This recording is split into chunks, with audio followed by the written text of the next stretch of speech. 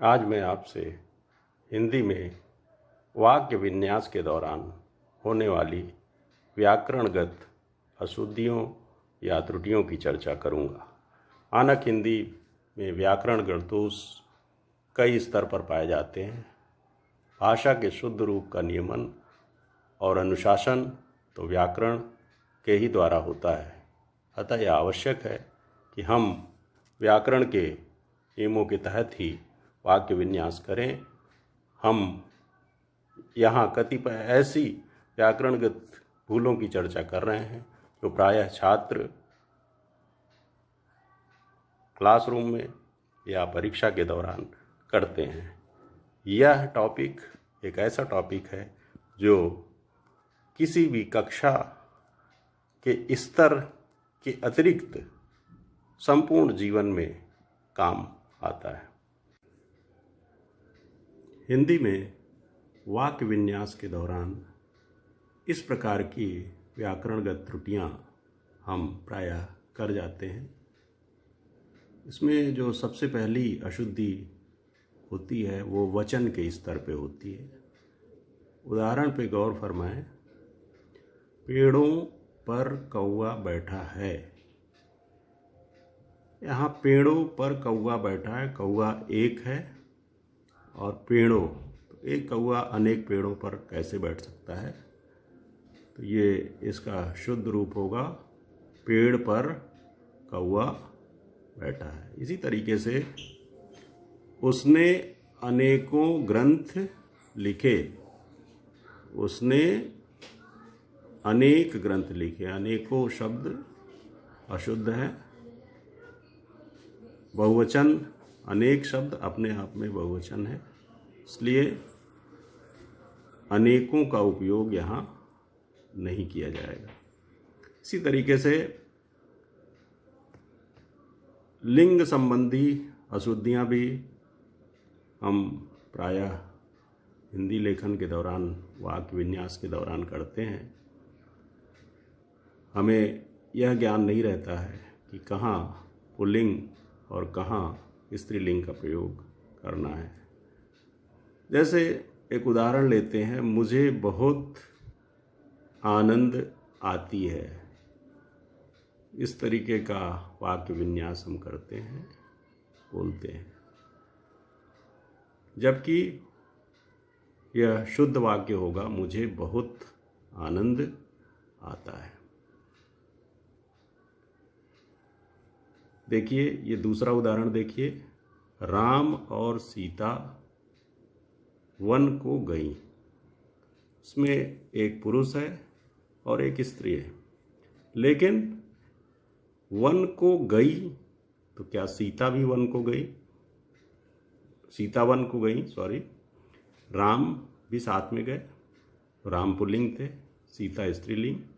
तो फिर हमारी वाक्य संरचना किस तरीके की होगी? राम और सीता वन को गए। ये शुद्ध वाक्य विन्यास होगा। इसी तरीके से विभक्ति संबंधी अशुद्धियां भी हम करते हैं। जैसे वह पुस्तक पढ़ता है। वह पुस्तक को पढ़ता है। अब ये विभक्ति का सही उपयोग नहीं किया गया है। वह पुस्तक पढ़ता है। को का अनावश्यक प्रयोग किया गया है।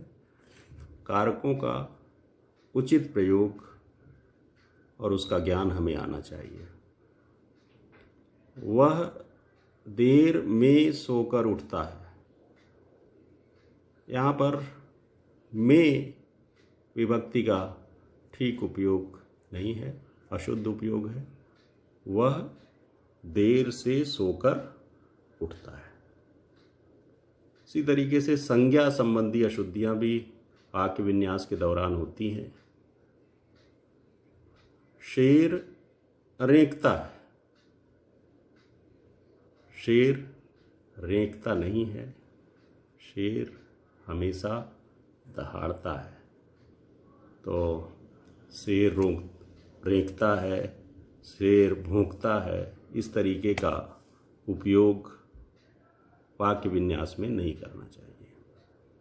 इसी तरीके से एक वाक्य है, गले में गुलामी की बेड़ियां पड़ गई। बेड़ियां हमेशा पैर में पड़ती है, गले में नहीं। तो ये वाक्य होगा शुद्ध, पैरों में गुलामी की बेड़ियां पड़ गई। इसके बाद अगली व्याकरणिक अशुद्धियों की चर्चा करें, सर्वनाम संबंधी अशुद्धि। अब इसमें आप देखें, मैंने तेरे को कितना समझाया।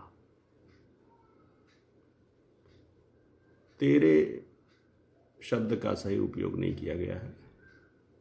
मैंने तुम्हें कितना समझाया, ये शुद्ध प्रयोग माना जाएगा। सीता आई और कहा, यहां पर सीता आई और उसने कहा का प्रयोग शुद्ध होगा। इसी तरीके से विशेषण संबंधी अशुद्धियां भी हम वाक्य विन्यास के दौरान, लेखक के दौरान, लेखन के दौरान, बातचीत के दौरान करते हैं। जैसे वह भयानक सुंदर थी। जब भयानक थी तो फिर सुंदर कैसे थी? दो में से एक हो सकता है, वह भयानक थी या वह सुंदर थी। यहाँ पे भयानक शब्द उसकी बहुत मात्रा को बताने के लिए किया गया है। तो वह बहुत सुंदर थी, वाक्य सही वाक्य विन्यास माना जाएगा। उसे भारी दुख हुआ। दुख में कोई वजन नहीं होता है, तो इसलिए उसे बहुत दुख हुआ, वाक्य सही माना जाएगा, शुद्ध वाक्य माना जाएगा। इसी तरीके से क्रिया संबंधी अशुद्धियां भी लेखन के दौरान, बातचीत के दौरान होती हैं। वह पढ़ना मांगता है। इस तरीके का प्रयोग आप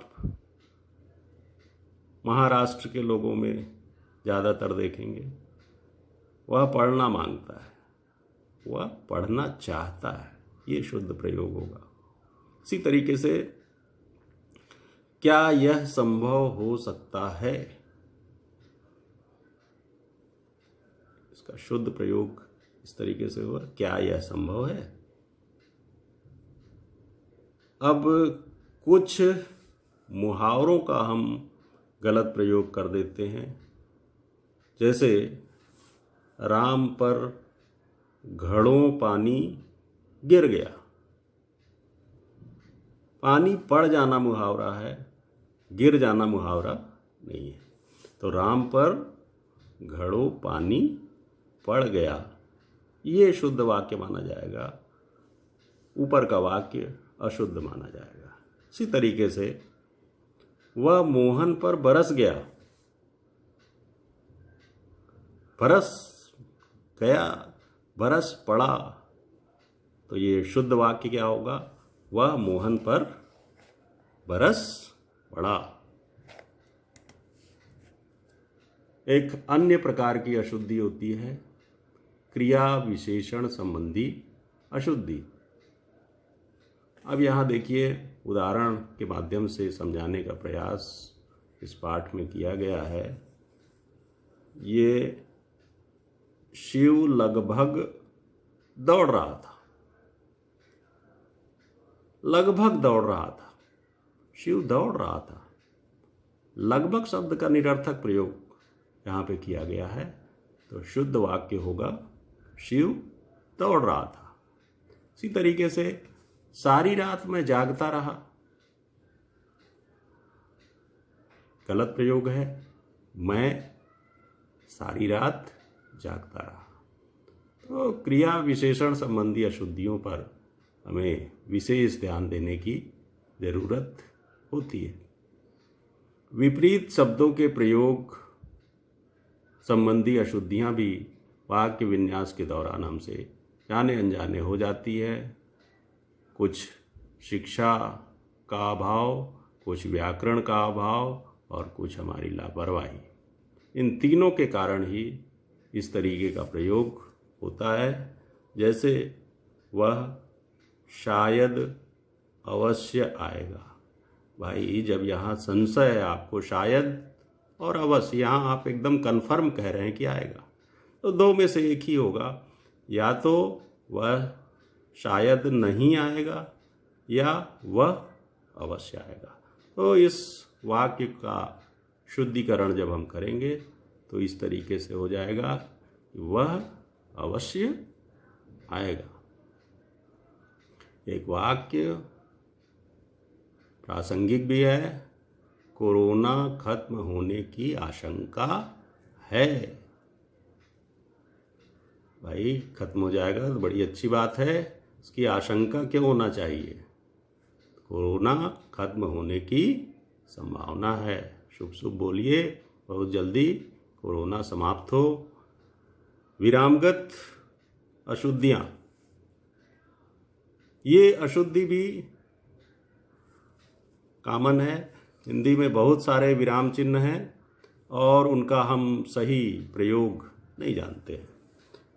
जैसे आप इस वाक्य को देखिए, रोको मत, और अल्प विराम है, जाने दो। अब इसका भाव आप देखिए, समझने की कोशिश कीजिए। रोको मत, जाने दो, अर्थात यहाँ पे जाने की इजाजत है। और ये अल्प विराम को आप यहाँ लगा दीजिए रोको के बाद, तो रोको मत जाने दो, मतलब उसको यहाँ से जाने देना नहीं है। तो एक छोटा सा अल्प विराम पूरे भाव, वाक्य के भाव को बदल देता है। इसी तरीके से एक और उदाहरण लेते हैं। आप नहीं जानते, महीने में मैं 2 ही दिन व्यस्त रहा हूँ।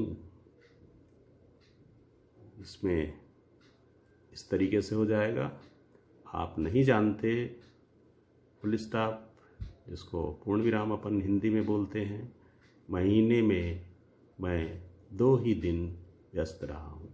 ये सही वाक्य विन्यास माना जाएगा। तो इस तरीके की कुछ एक अशुद्धियाँ हैं जो वाक्य विन्यास के स्तर पर हम किया करते हैं। छोटे से वीडियो में सभी का विश्लेषण करना संभव नहीं है। धन्यवाद।